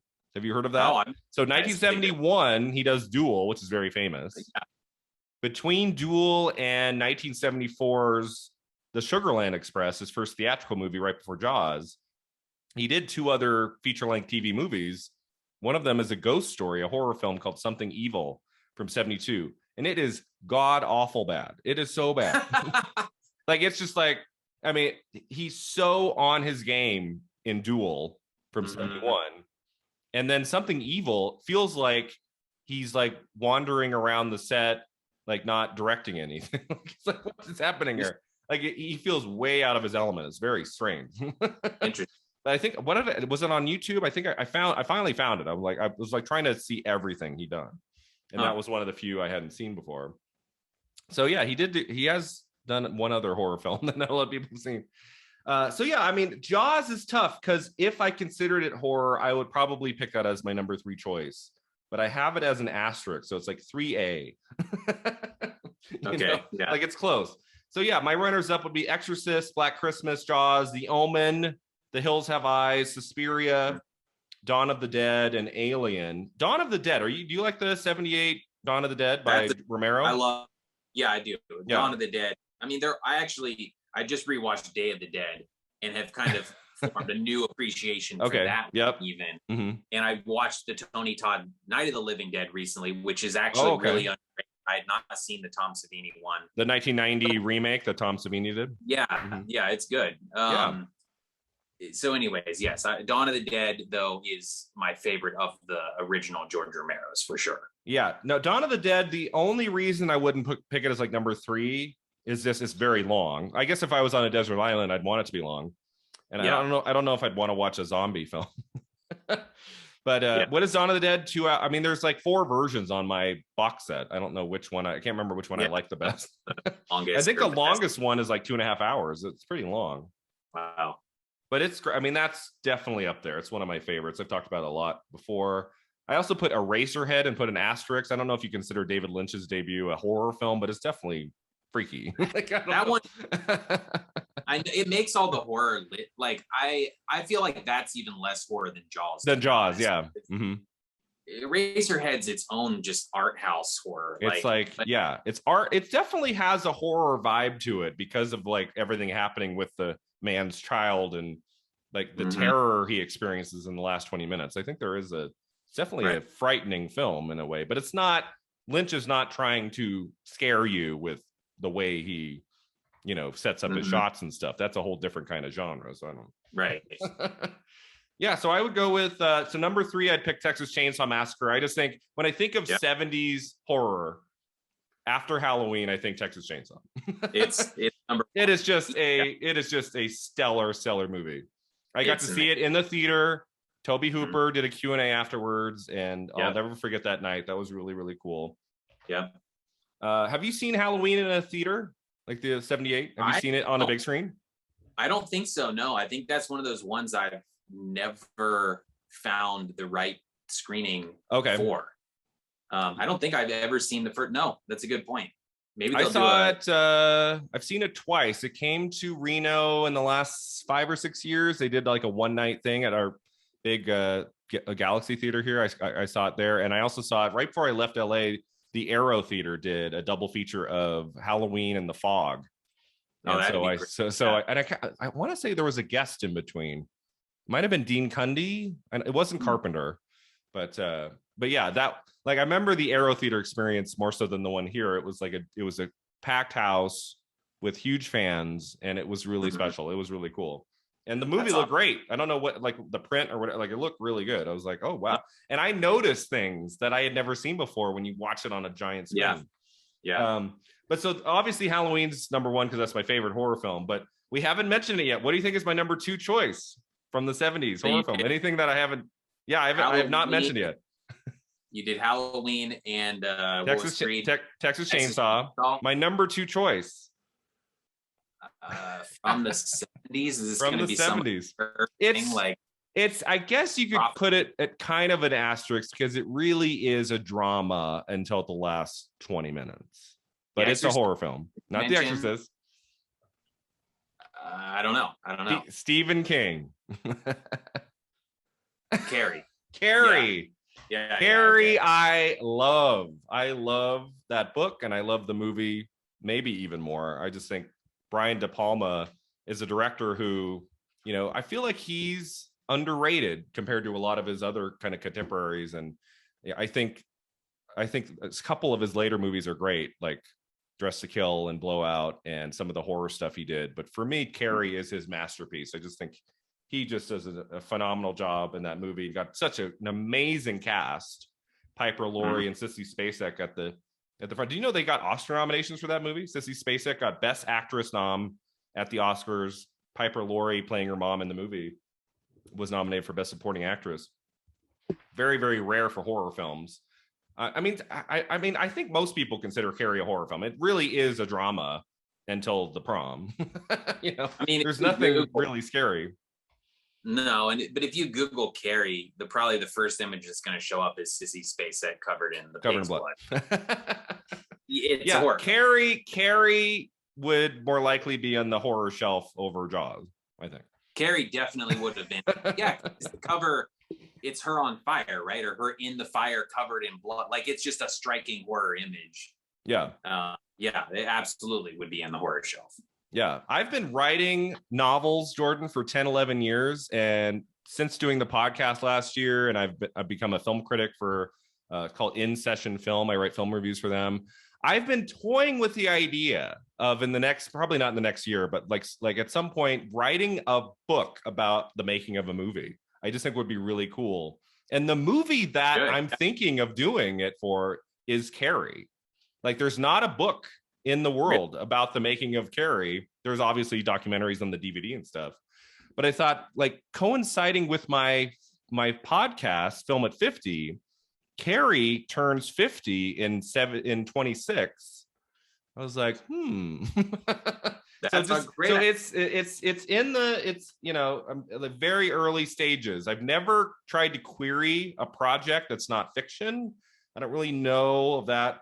But pretty much everybody in Carrie is still alive, even Piper Laurie. Like, all the actors are still with us, and I'm like, I bet you wouldn't have too hard of a time getting everybody to talk about it. I love those. I have a ton of those. You have those books that are making of all the aliens, Mad Max, all kinds of stuff. And there was actually somebody did one. A Critters one, and they talked to me about it because of this short film that I did, a Critters short film, and I'm a huge Critters fan. But it seemed like that they didn't have a very hard time. Now, granted, Critters is a way less beloved franchise than Carrie, but they got everybody, like props people, like, and it was so cool to see, like, everybody who was there. Like, yeah, could you imagine just talking to the guy who had the pulley system for the bucket blood? Like, I want to hear that guy's story. And it's a movie I adore from end to end, everything about it. And like, obviously Halloween would be a dream too, but I'm like, I almost feel like everybody knows everything about Halloween. Like, what could I possibly share? You know? And and I feel like it would be tough to get like Carpenter, Jamie Lee. I mean, I just think if you're not, you know, in everything, I don't think I would have access to Stephen King or Brian De Palma.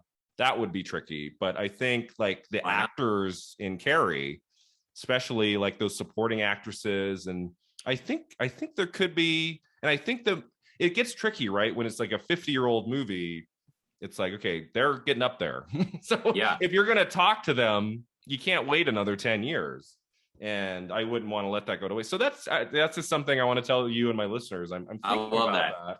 I kind of want to let the podcast grow. I want to let my film criticism on In Session Film and elsewhere that I might write movie reviews for. It's pretty much every film book I get. If you look in the back, it's like, oh, they're a film critic for such and such. It's not, you're not finding like in the back of a book, a tell-all book about a movie. You're not seeing like, oh, they have a podcast and that's it. You know? Yeah. So that plays a role. I think you have to have, really prove your expertise. I don't think you can just do a podcast for a year and then say, I'm going to write a book about a movie. So I'm going to let it kind of sit for a while, but the 50th anniversary is 2026. It's 5 years out. So I don't know. We'll see. Some I'm thinking about. Great. I bet would you read that book? Would you read it? And I know the title, it'd be Bloody Good Prom, The Making of Carrie. That's awesome. Yeah. Especially if you go with especially if you go with the bigger book. It doesn't have to be one of those massive things, but if you have a lot of really cool pictures that people haven't seen before or just haven't seen printed at that resolution, like that, for me, when I look back at older things, that makes a huge difference. You can really study like how they made it, and you see Brian De Palma working with Sissy Spacek. You see different things that you didn't. That it's just wall-to-wall text. Well, that's great too, but I love seeing the making of like visually as well. Yeah, and it's such an important touchstone in so many careers. I mean, I think he's even talked about it. Like the huge success of Carrie the movie really is what put Stephen King on the map. I mean, the book did well, but his first book becoming this huge hit movie in 76, that's what really catapulted King into the next 10 plus years of his career. And Brian De Palma had some small successes, but Carrie is what really catapulted him too. And Sissy Spacek and all of these actors. I mean, PJ Souls, her being in Carrie is what got her Halloween 2 years later. And then she's in a bunch of great. So I think it's like a really important film for a lot of people involved in the production. So there's that too. It's not just like, oh, I really like this movie, I want to write a book about it. Like it would be about the state of the genre at the time and all of these influential figures and writing and directing and acting. And so I don't know. I think there's something there. Go for it. Yeah. All right. So that takes us to the end here, Jordan. This has been so much fun to talk about Let's Scare Jessica to Death with you today. And we didn't really talk about Halloween, my favorite, but we'll get to Halloween later, right? We'll talk about Halloween. Sure. That would be another 45 minutes. We'll get to that. Maybe if there's another episode we do that we don't know what a Beyond the Flick is, we'll just talk about Halloween. Find something like the whatever the degrees of Kevin Bacon, just the Halloween. You just find a way to connect. If I'm still doing this podcast in 28, I'm like, how do I talk about Halloween? That's like, all right, let's talk about this next shot. Brian, it's been 8 hours. Can we wrap this up? Okay, I promise. Yeah. Because there's so much to talk about. But it's always fun chatting about movies with you, Jordan. Do you have anything you'd like to promote? Anywhere our listeners can find you online? Nothing to promote right now. They can. We talked about the Headhunter. If they want to watch that, it's on Shudder streaming, or Shudder. Go on Amazon or any place that you would rent a movie these days. And it's really good. You should watch it, everybody, if you haven't seen it. The Headhunter. Check it out. And you can follow me on Twitter or Instagram at Jordan Downey on Instagram. Very cool. And I'd love to have you back. I mean, we have potential episodes on Ben, and I'd really love to have you come back, Jordan, next year for Last House on the Left. We're huge Wes Craven fans. Yeah. His debut feature. I wrote a screenplay about Craven and his making of Last House. It's a very interesting time for Craven as a person, as a creative figure. And Last House, as hard as it might be to watch at times, really an interesting film in the history of horror. So I would love to have you on that episode. That film came out in August of 1972, a year from now. So 1 year. 1 year away. 1 year we'll be talking like that. That would be awesome. And it was in that Midsomar realm of like disturbing and hard to. So enough time has gone by. It's probably been 10, 15 years. Okay. So I could read it now. Yeah, it's his most disturbing film. It's it's tough. It's a tough watch at times. It's like it's got amateurish qualities at times, but also really powerful emotion and documentary like cinematography. It's going to be an interesting chat to have. I also haven't seen it in a while. When he passed away in 2015, I did like a 6-month binge of everything he ever did. So I watched it in 2015. So it's been 6 years, but he has a great commentary on the DVD talking about the movie, and it's really, really cool. So we'll definitely get to that. So thanks, Jordan, for being here. Thanks to all of you for listening. You can find us online at filmat50.com or on Facebook, Twitter, and Instagram. And until next time, remember, 50 never looked this good.